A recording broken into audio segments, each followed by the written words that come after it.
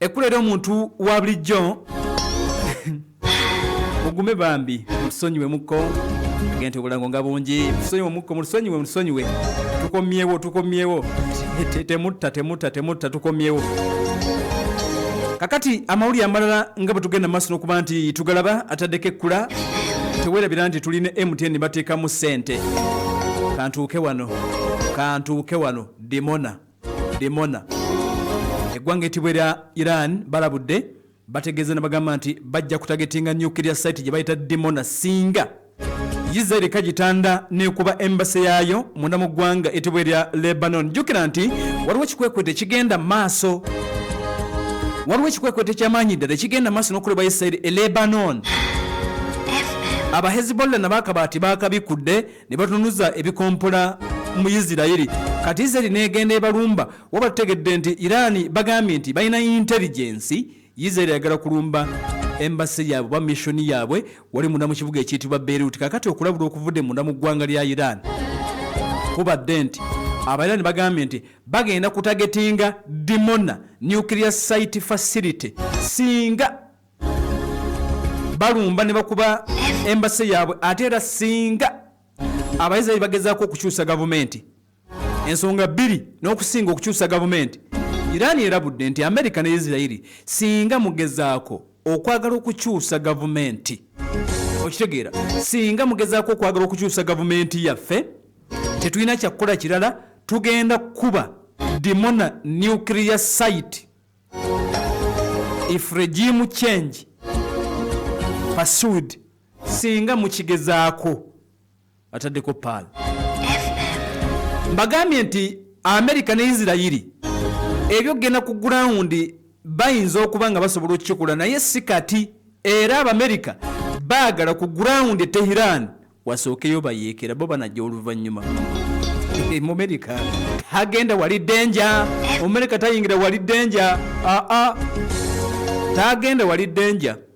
Nabanyumiza wano America bwe yamala okutabangula Iraq n'etwala Abacuba bannayuganda n'abalala okuva mu Africa.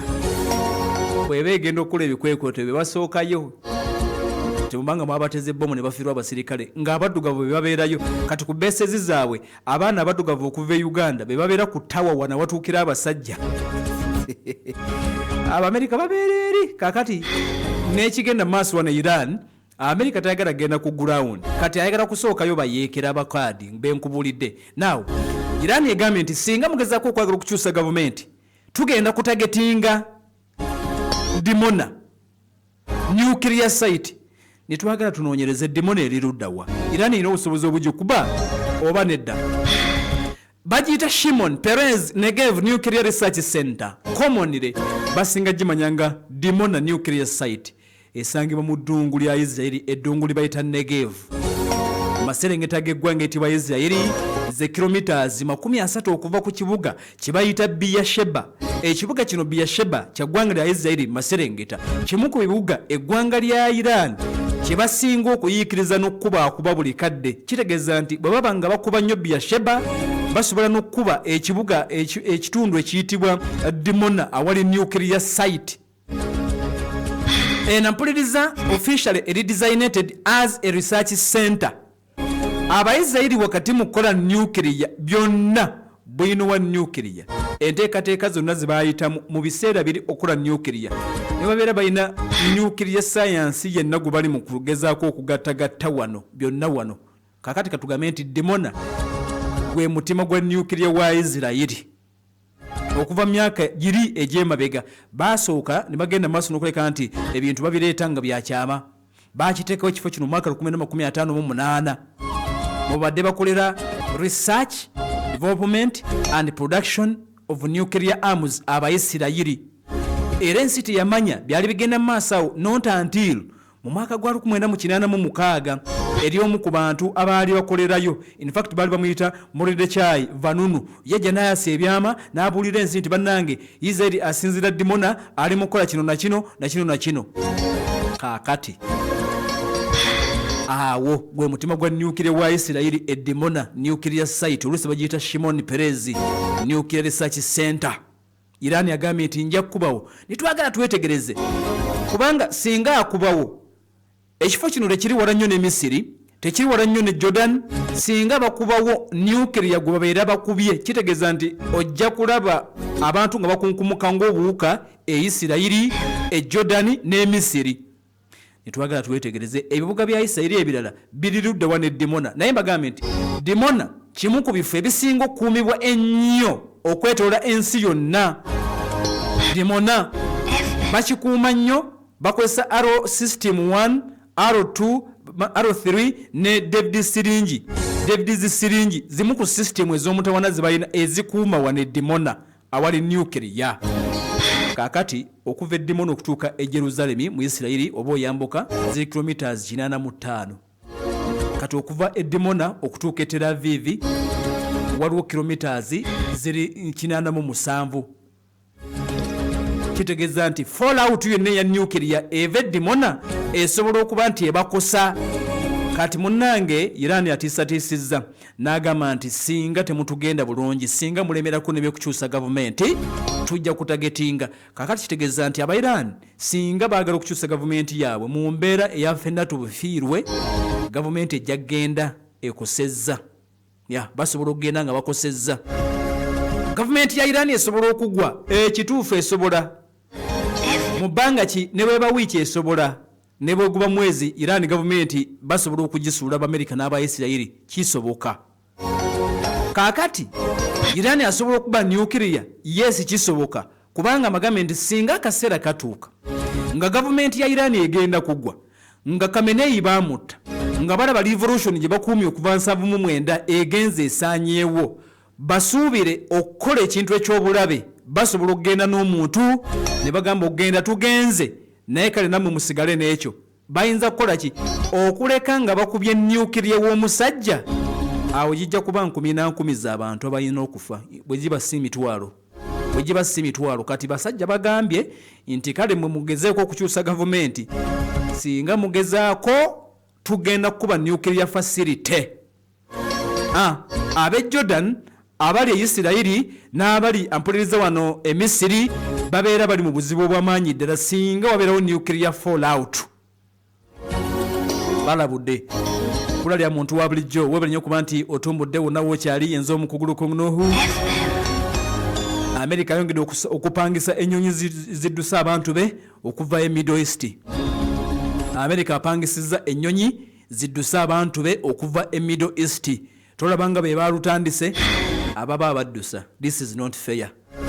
Yandibadde abalekawo kubanga bino byonna bye tulaba Amerika yabitandise n'Omuyisirayiri. Kakati Omumerika yandibadde ndowooza gumite bulungi abantu n'abalekawo n'ababe, kuba kakati osobola kuleka be Iran nga be bafa, abe Jordani, abe Kuwait, ababe ssebo ali mu bapangisiza nnyonyi abatwala. Yamaze okutankuula olutalo, yaluwakudde kati abatwala. Abatwala ennyonyi ayongedde ozipangisa mu Amerika addusa abantu okuva mu Middle East. Atwale n'abalala. Abalala abalekawo be bamanyi n'aba bali mu kubaddusa newankubadde yatankudde obusajja. Kakati ekibuga ekiyitibwa Tel Aviv masekati gaggwanga ettibwa erya Isirayiri, ebimu ku bifaananyi ne vidiyo ezivaayo zongera okulaga air defense systems mu bbanga nga zilightinze up sky, the night sky, nga bagezaako okufaafagana n'ezimu ku mizinga gy'eggwanga ettibwa erya Isirayiri, egy'eggwanga ettibwa erya Iran egibadde gyolekezeddwa nate eggwanga eryo eriyitibwa erya Isirayiri naddala ekibuga ekiyitibwa Tel Aviv. Ne tuddayo mu Congress ya America, lukiiko lwa wansi, Palamenti ya America eya wansi. Mbagambye nti Palamenti eya waggulu gye bayita Senate egenze maaso n'okulabika nti egaanye, egamba Trump kuba tunaawoza. Kati mu Senate abali mu Senate balabika nga bakkiriza Trump, naye abali mu Congress bagamba ab'omu Senate balinga abawakana rather ab'omu Congress ye Palamenti ya wansi. Era bafulumizza report ne bagamba nti drone y'Abayirani gye bayita Shahed eyongedde okupozinga a major challenge. Era Senate bagitegeezezza rather Congress nti air defense systems za America will not be able to intercept them all, nti tezigenda kusobola ku interceptinga drones za mu Iran zonna kubanga Abayirani bazisindika in large numbers In fact America ekitegedde nti kiyinza okuba nga akaseera kano kyangu okukwata emizinga gya Iran ballistic ne ku drone kijja kukyukamu olw'ensonga drone zijja mu bibinja nga mpitirivu. Emizinga giyinza okujja nga 3 ne kujjako drone 2. Kati America bagambye nti ekyo kyekizibu kibasinza okuba nti basanga. Kale bannamateeka baka mu palamenti abatuula mu palamenti eno eya wansi eggwanga lya America bagambye nti ebyaddala America eteekeddwa okulabika nti etunula ku stocks of interceptor missiles balabe zinaamala oba nedda Patriot 3 n'endala bagamba nti ziri depleted much faster than expected, zongedde okuggwamu ebizuka ebibaka. Bagamba nti ziri depleted. Abasajja basindika bu drone nga buyitirivu nnyo. Congress ya America etidde omu ku baseneta bamuyita Mark Kerry ategeezezza n'agamba nti kituufu America teyina limited supply, teyina unlimited supply, a bigger problem than expected. Intense targeting intense targeting is straining air defense systems in an unprecedented way. Bagamba nti abasajja basusse baleeta bingi ebyuma bya America biyinza obutasobola kubaka bintu bino obuntu bungi budrone bungi ebyaddala abasajja babuyina ate nga bungi. Olwekyo America beeraliikiridde badde parliament ya wansi beeraliikiridde bagamba nti budrone bungi. Naye mu byonna parliament eya waggulu gye bayita Senate yeegamba nti byonna bibeere bityo. Iran yongera okufayaringa ballistic, drone yongera okuleeta empitirivu ku Trump kwe tutava era bamugambye nti sebo yongera okube tujja kuwoza. Report in depth. New video today from Israel's military. Pal FM. Ngenda kujja n'ebiramu ssaawa ey'okubiri kubanga bikyali bingi. Naye nga si byangu ddala supply bagamba nti bagenda kuwa amata malungi, amata temuli mazzi oyagala muzigo oyagala bongo oyagala kusuubula genda ku ofiisi enkulu enateeta okumpi n'ebitaala Kibuye n'Amasuba Masanafu Kasenge Kabwa Nsanje Kibumbiro Kakuwa Katwendejje omu n'Ekireka. Amata ago weegali essimu noti 2288886. Amata agasi byangu ngafuna ku noti 2288886 ate buli kimu kijja kuba kitambula bulungi. Kanzije mu ssaawa ey'okubiri n'ebirala ebikyasigadde wa mawulire mangi togeza n'oseguka olutalo lukyagenda mu maaso. Lydia eyakava China wiiki 2 emali yeetuuse oli mu kutikkula.